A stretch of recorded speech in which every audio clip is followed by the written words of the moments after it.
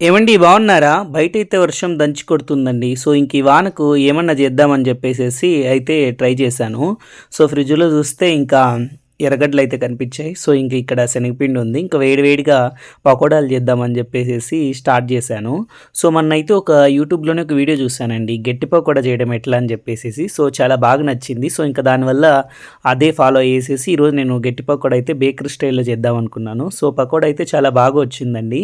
So, చాలా అద్భుతంగా ఉంది. సో, ఈ మధ్య ఎందుకు వంట వీడియోస్‌లు పెడుతున్నానంటే, ఒకరు కామెంట్‌లో అడుగుతూ ఉన్నారండి రోజు గూడా.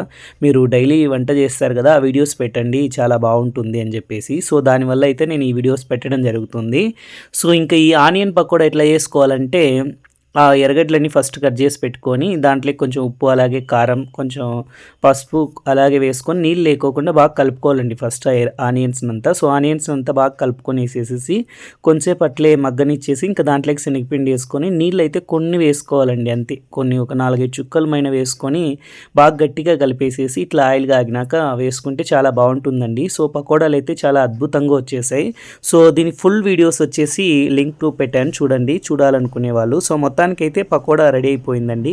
సో, బేకరీ స్టైల్‌లో అయితే అద్భుతంగా ఉంది. చూస్తున్నారు కదా ఎంత క్రిస్పీగా ఉందో. చూస్తుంటేనే తినాలనిపించేస్తుంది కదా! ఇంకా ఆలస్యం ఎందుకు వచ్చేయండి తినేద్దాం.